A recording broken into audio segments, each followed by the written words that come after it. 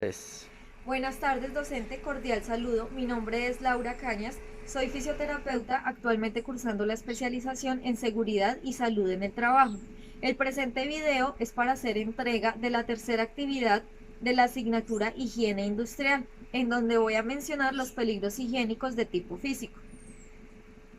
Iniciamos con que el ruido es la variación de presión que el oído puede detectar y que asimismo puede ser perjudicial y ocasionar daños en la audición del trabajador.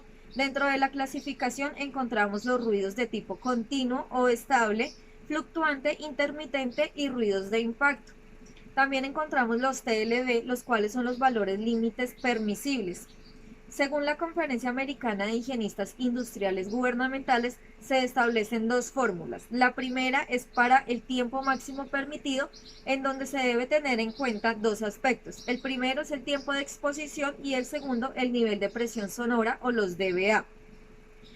La segunda fórmula tiene en cuenta otros ruidos diferentes y en el caso del ruido de impacto se debe establecer la fórmula de impactos permitidos por día según un nivel máximo. Dentro de los instrumentos podemos encontrar el sonómetro o el dosímetro. Estos dos instrumentos de medición del ruido varían dependiendo la actividad laboral del trabajador. Es decir, si el trabajador realiza una actividad de tipo estático, se instala el instrumento a cierta medida y distancia del trabajador para que tome las medidas. Si el trabajador, al contrario, se desempeña en una actividad de tipo dinámico, este dispositivo debe instalarse en la ropa del trabajador para que durante su actividad el instrumento realice la debida medición. Encontramos controles de prevención en la fuente, en el medio y en el trabajador. Mencionaré a continuación los que considero de mayor relevancia. En la fuente se pueden instalar equipos menos ruidosos y modificar el régimen del trabajo de cada trabajador. En el medio se debe realizar la absorción del ruido y reducción del ruido por la infraestructura. Es decir, aquí se debe verificar en dónde está laborando el trabajador, de qué tipo son las paredes y qué tanto espacio tiene para desempeñar su actividad. El trabajador debe contar con la dotación por parte de la empresa de los elementos de protección personal, así como controles de audiometría y protectores auditivos. Continuamos con los riesgos por vibración, siendo este un movimiento oscilatorio de un cuerpo sólido respecto a una posición de referencia, encontrando asimismo una clasificación en donde se tiene en cuenta la frecuencia, la amplitud, el eje espacial, el tiempo de exposición y las vías de ingreso al organismo, siendo estas muy importantes porque pueden afectar los órganos blancos, los cuales son los principales órganos para el funcionamiento del cuerpo humano. Dentro de las fuentes tenemos que tener en cuenta tres aspectos importantes, ya que estos mismos pueden aumentar el riesgo del trabajador. Estos son la falta de sistemas de amortiguación, el desbalance dinámico en las piezas y la falta de anclajes elásticos. Para esta medición se deben tener en cuenta los siguientes instrumentos: el transductor, preamplificador, integrador de señal, analizador de frecuencias, los filtros y los sistemas de lecturas. Estos 6 elementos de valoración nos permiten verificar las fuentes. También encontramos los TLB, en donde debemos tener en cuenta la capacidad reducida por fatiga, el confort reducido y el límite de exposición. Los TLB establecen dos tablas para su medición. La primera es una tabla de valores cuadráticos de medidas de medios dominantes, donde se tiene en cuenta la duración de la exposición diaria y la gravedad en la que está o la que aplica directamente en la actividad del trabajador.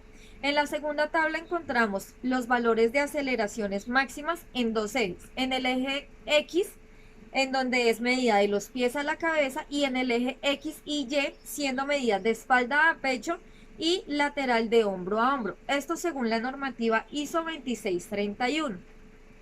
Para los controles de prevención, entonces también se establece en la fuente, en el medio y en el trabajador, siendo importante en la fuente diseñar herramientas de tipo ergonómico para el trabajador, así como verificar los sistemas de suspensión y balancear dinámicamente los equipos de rotación.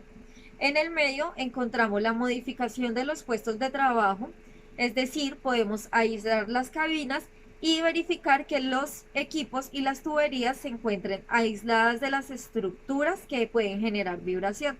En los trabajadores se deben generar pausas interrumpidas de exposición durante 10 minutos por cada hora de trabajo, así como la reducción de tiempo a esta misma exposición.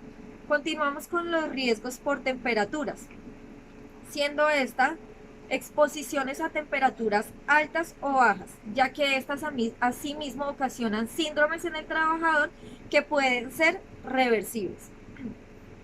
Para supervisar la carga térmica se deben medir los factores ambientales, encontrando dos tipos de factores ambientales.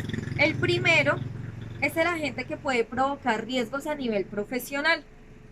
Se presenta cuando el nivel de la temperatura supera el valor límite permisible. Y el segundo es el agente que ocasiona problemas de confort en el trabajador, siendo esta de tipo subjetivo, ya que el trabajador puede referir lo que es o no es incómodo durante su actividad laboral. Dentro de las valoraciones de este riesgo encontramos dos índices. El primero es el WBGT, en donde a su vez encontramos dos aspectos. El primero es el exterior con carga solar y el segundo es en interiores o exteriores sin carga solar. El segundo índice que se tiene en cuenta es el índice de confort. Como les mencionaba, este es individual y subjetivo, ya que no todos los trabajadores refieren que pueda ser incómodo para ellos durante su actividad laboral el exceso de calor o de frío. Se tiene en cuenta la tabla de estrés por calor y la tabla de estrés por frío. Para los controles sobre este tipo de riesgos se deben tener en cuenta tres aspectos. El primero es para la sobreexposición al calor, el segundo para la sobreexposición al frío y el tercero para alcanzar el confort térmico, teniendo en cuenta los riesgos por presiones anormales. Para ello se tienen en cuenta los TLB, los cuales son medidos con barómetros. Este instrumento nos permite tener tres mediciones, las cuales son la humedad, la temperatura y la presión barométrica que presenta el trabajador en su tipo de actividad laboral. Continuamos con los riesgos por iluminación, siendo esta la proyección de luz de un cuerpo brillante sobre otro. Como conocemos, tenemos dos tipos de iluminación. Una es la iluminación artificial y la otra la iluminación natural. Dentro de los TLB se debe tener en cuenta el dispositivo luxómetro para poder medir estos valores límites permisibles. Dentro de los controles más importantes tenemos el adecuado sistema de iluminación y limpiar las ventanas para que esto permita mayor entrada de la luz solar natural. Asimismo, se deben fortalecer los puntos de iluminación de los sitios de inspección y precisión de cada trabajador. Continuamos con los riesgos por radiaciones, teniendo en cuenta que estas radiaciones son de tipo electromagnético. Asimismo, encontramos radiaciones de tipo ionizante y no ionizante. Las ionizantes son radiaciones de alta frecuencia, en donde encontramos los rayos X, los rayos gamma y los rayos cósmicos. Los no ionizantes encontramos los radios, los microondas, los infrarrojos, la luz visible y el ultravioleta. Para la medición de los TLB se debe tener en cuenta el tiempo de exposición ocupacional y público en general, así como las variables de frecuencia, campo electromagnético y la densidad, teniendo en cuenta que dependiendo el tipo de radiación, sea ionizante o no ionizante, se escogerá el instrumento que va a realizar la medición de los TLB. Dentro de los controles tenemos que enfocarnos además en los controles de la fuente, del medio y del trabajador, que asimismo minimicen los riesgos por enfermedad laboral.